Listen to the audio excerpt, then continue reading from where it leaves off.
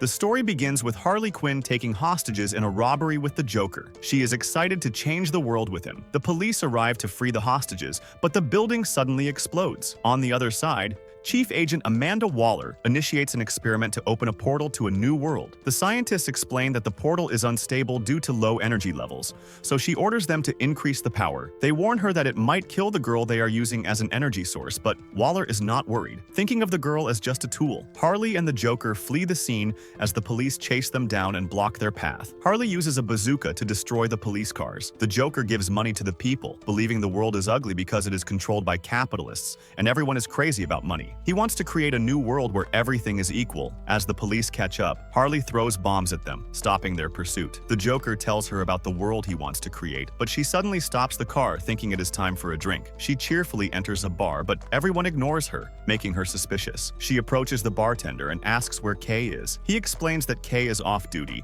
but Harley knows there is no one named Kay who works there and realizes it is a trap. She starts fighting and warns the Joker not to enter. Meanwhile, the portal becomes unstable, but Amanda orders the scientist to increase the energy as the girl powering it twists in pain. Harley struggles against a group of armed men in the bar until the Joker drives his car through the wall, distracting them so she can take them down. Military reinforcements arrive, forcing the Joker to retreat. Harley escapes and climbs a building to contact him, but a sword suddenly flies at her. She sees a samurai girl named Katana, who prepares to fight. Harley pulls out her baseball bat, wondering why Katana is doing this. They fight, and Katana disarms Harley, who refuses to give up. Harley grabs a pipe to use as a weapon but struggles to keep up, and is ultimately knocked out and captured. Soldiers inform Katana that the Joker escaped, and Harley overhears this, glad he got away and promising to find him again. The portal's energy continues to increase until it explodes. Amanda Waller realizes the experiment worked, declaring they have opened the door to a new world. 6 months later, Amanda heads to a secret base to find superhuman candidates for her plan. The director, Wade, tries to convince her it is a terrible idea because the place is full of supervillains, but she tells him to shut up, revealing she knows about his scheme to divert prison resources. Realizing she could destroy his career, Wade opens Harley's cell. They see her watching cartoons, but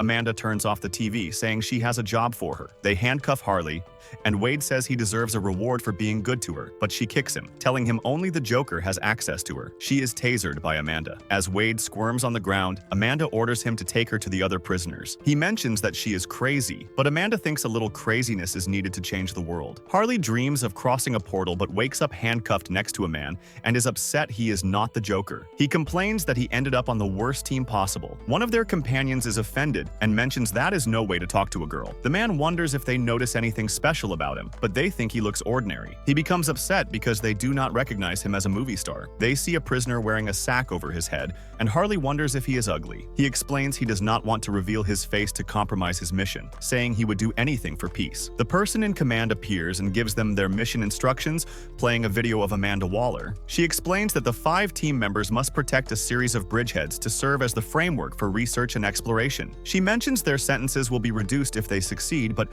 reveals she has placed bombs in their necks that will explode if they do not cooperate. The bomb will also detonate if they get too far from the signal for 72 hours, leaving them no choice but to obey. The mercenary Deadshot provokes her, asking if that is all, but she mentions she could also go after his daughter. He becomes furious, promising to kill her if she touches his daughter, but she ignores him and tells them to obey their leader, Adam. Adam decides to release them so they can change, but the actor recalls Amanda said there should be 5 of them and wonders where the 5th member is. The alarms suddenly ring and Adam goes to check, noticing the pilots are dead. Their helicopter crashes in the middle of nowhere during a battle. A knight named Syl sees them and decides to investigate. Harley gets up and realizes the others survived, but Adam did not. She notices a sword in the cabin and uses it to free herself from the handcuffs. She investigates the area, but loses her footing and is about to fall to her death until Deadshot saves her. The others remove their restraints, and the actor suddenly transforms his hand, using it to destroy the door. Everyone realizes he is a metahuman. They leave the chopper and are confused to find themselves in a fantasy world filled with magic and mythical creatures. They ask the man with the sack on his head if he knows what is happening since he mentioned a peace mission, but he admits he is clueless. A group of orcs surrounds them, trying to talk, but the team cannot understand them. The actor asks if they are on a movie set, prompting the orcs to attack. Harley Harley realizes everything is real. Deadshot seems worried, but Harley is excited, thinking she just needs to take down the enemies. A monster emerges from the chopper and goes into a frenzy, killing the orcs. They learn he is a metahuman called King Shark. Harley joins him in fighting the orcs, and the man with the sack grabs an axe, cutting everyone down. He throws his axe and fights with his fists, revealing he is a vigilante known as Peacemaker. The actor transforms into a mud monster and pounds the orcs, introduced as the shapeshifter Clayface. Deadshot shoots the orcs after getting his equipment, but there are too many. He finds the leader, but guards get in the way, so he climbs the chopper for a clear view and shoots the leader, killing him instantly. The orcs retreat. After the fight, Syl finally sees what is happening and notices King Shark, so he draws his sword. Deadshot disarms him, but Syl uses his bracelet to call the sword back. The squad wonders if this is magic, but Clayface realizes they have been transported to another world. He asks Syl if they were summoned as heroes with special abilities and to take them to the king, but they are taken to the dungeon instead. A royal carriage passes through a war-torn village where starving villagers beg for help, but the queen ignores them, and soldiers push them back. A group of nobles watches the battle with the orcs and praises the queen for the victory. Syl thinks they should not be so happy because thousands of citizens starve every day, but they do not care and ask if he is against the queen. She demands silence, explaining that even though the battle was won, she cannot call it a victory until the orcs are wiped out. Syl asks what they should do with Harley's squad, admitting they are strange but turned the tide of the battle. The queen thinks they are not important and orders him to forget about them and plan for the next battle. He thinks they could be useful assets in the war, but she calls him a coward for relying on others to fight for the kingdom. Princess Fiona thinks he has a point, believing Harley's squad can help win the war, but the queen tells her to stop, saying she has made up her mind and concludes the meeting. Fiona is in her room, watching children fight over a piece of bread while she has plenty of food but refuses to eat. Syl joins her, realizing she is skipping meals, and reminds her that starving will not help the people. She knows he is right but explains she has no appetite and tells him she has a favor to ask. Harley is being interrogated and mocks the police, calling them idiots. They become furious and torture her, but an explosion occurs as the Joker arrives to save her. She suddenly wakes up in the dungeon,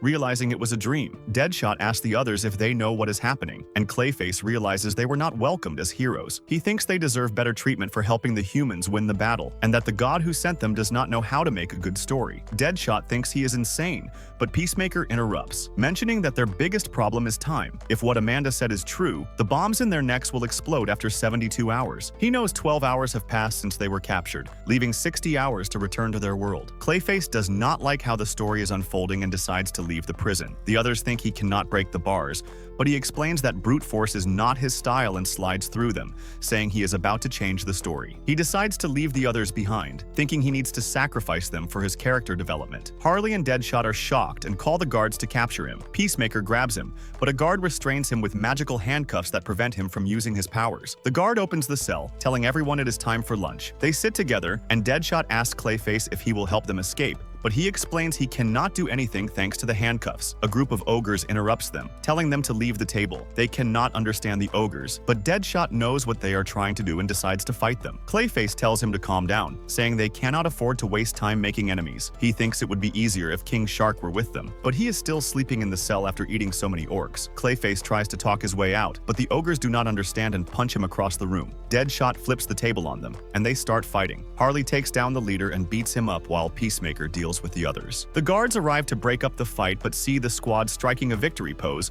and use magic to pin them to the ground. The squad is taken to a disciplinary cell where they meet another human who speaks their language. He reveals his name is Rick Flag, an agent of Argus, and wonders if Amanda finally sent reinforcements. He explains they are not the first team sent there. He was the leader of another squad whose goal was to make first contact with the people of this world. Deadshot wonders why they did this, and Rick explains they were sent to explore an unknown world because their country wanted to monopolize its natural resources. Deadshot realizes Rick's team failed, so Amanda sent a squad of criminals on a suicide mission because no one would care if they died. Peacemaker asks Rick about the bomb transmitter, saying they need to reset the timer before the bombs explode. He thinks the transmitter is near the portal and realizes they share a common goal, so he offers to show them the way back if they help him escape. They do not like the idea of working with him, but King Shark suddenly wakes up and says he is hungry, terrifying everyone. He is ready to eat them, but Rick tells him there is tasty food on the other side of the door. King Shark tries to break the door down, drawing the guards' attention. He breaks the door, and the guard tries to use magic, but Deadshot stops him. Harley grabs his wand and uses it to send him flying. Clayface approaches the unconscious guard and frees himself from the magical handcuffs, allowing him to use his powers again. He frees the other monsters to create a distraction,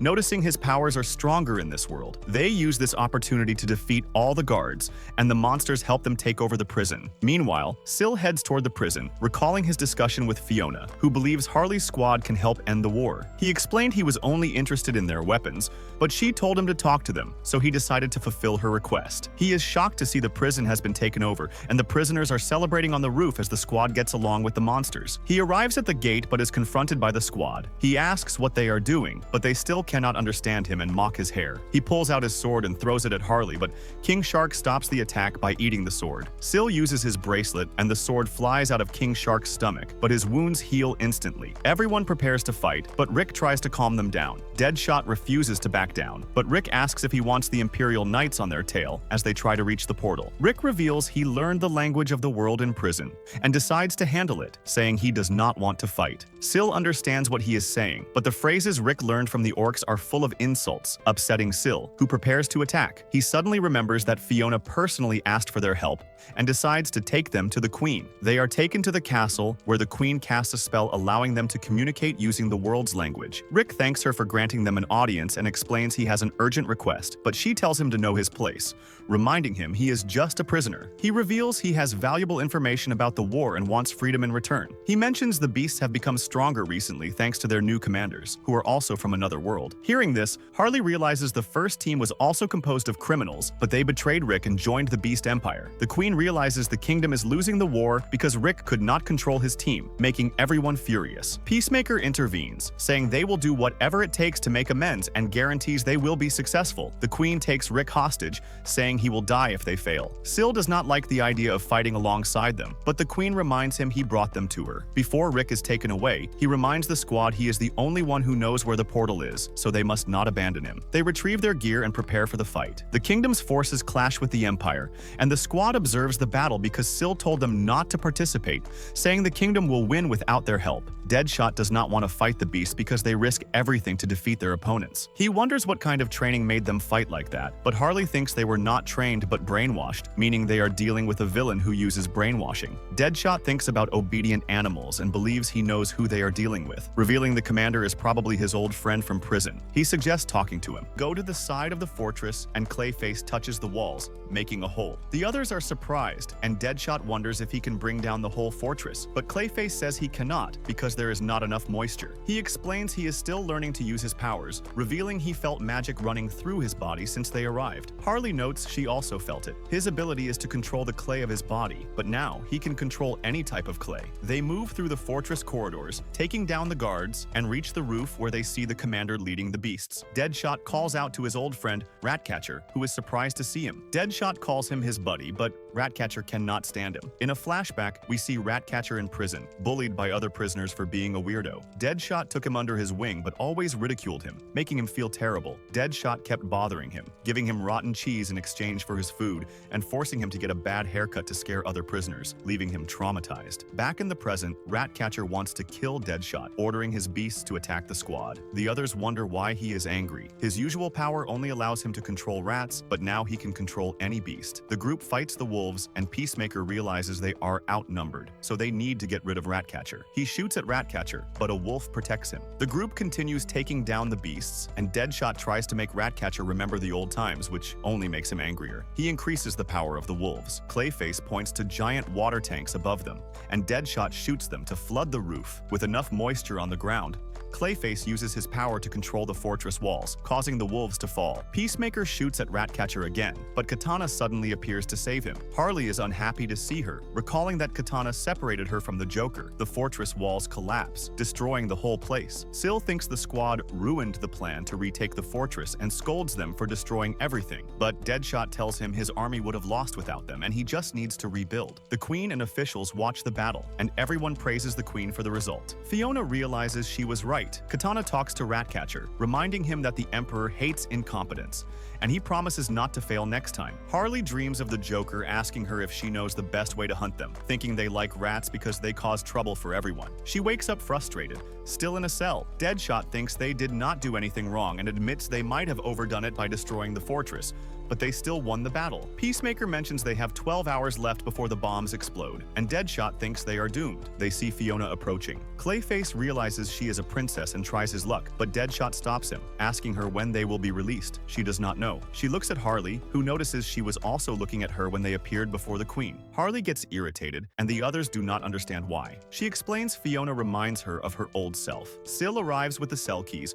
revealing the Queen wants to speak with them. In a flashback, Fiona is a child climbing onto a rooftop with her friends. She finds the view stunning, but her friend reminds her she is disguised as a commoner and should not speak so formally. She asks about his family, and he explains they are struggling because the price of bread is increasing. Syl calls for her, and she realizes she needs to go. Before she leaves, her friend asks when the war will end, but she says she is not sure. Later at the palace, Fiona is scolded for going to the city and playing with commoners. The Queen is angry that Syl lied to cover for her. She reminds Fiona she has a different duty from commoners, and Fiona wonders what the duty of royalty is. The Queen tells her it is to bring an end to the war, but Fiona could not stop the war and ended up seeing her friends die. Back in the present, Syl reminds Fiona the War Council meeting is about to start. The enemy army is marching, and the council is terrified. Syl explains the Imperial army is heading towards the plains through the forest, and the guards at the reclaimed fortress will not be enough to stop them, so they could reach the kingdom in 2 days. Everyone panics. Harley wonders why she is still handcuffed, thinking her squad would be released after retaking the fortress, but the Queen explains they did not fulfill their part of the deal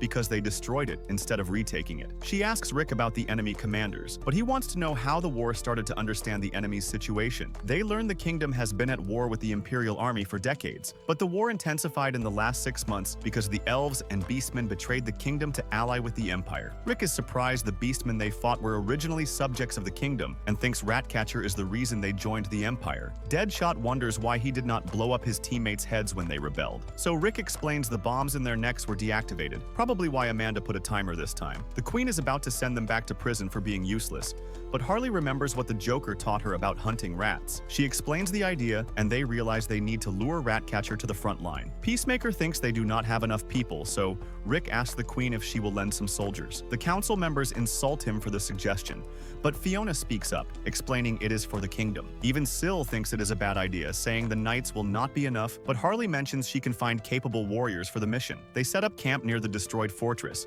and the ogres from the prison arrive. Harley greets their leader, who still respects her from before and follows her orders. She talks to the rest of the criminals, telling them they will be released from prison if they work hard in the battle, and they get excited. Rick gives Clayface a task, and he agrees to do it. Rick scolds King Shark for eating all the rations and asks Peacemaker why he is not stopping him. He talks to Syl, who wonders why he is leading a team of strange criminals, so Rick explains he is just following orders. That evening, Clayface returns after finishing the barriers, thinking they will be enough for the battle. The squad discusses the battle plan, and Rick tells them about the defensive line formed by the soldiers. Syl notices Deadshot is missing, and they explain he is on the roof as a sniper, saying it is best to leave him there. Clayface asks Syl about Fiona, and he explains she has a good heart, and no one in the castle cares as much about the people as she does. But Harley thinks she is just a coward who cannot stand up for herself, making him angry. King Shark smells the enemy approaching, so they alert the troops that it is time for battle. Syl asks the squad to command the ogres, but Harley and the others refuse to join the battle, thinking they are not needed, so he curses them. Ratcatcher's army approaches,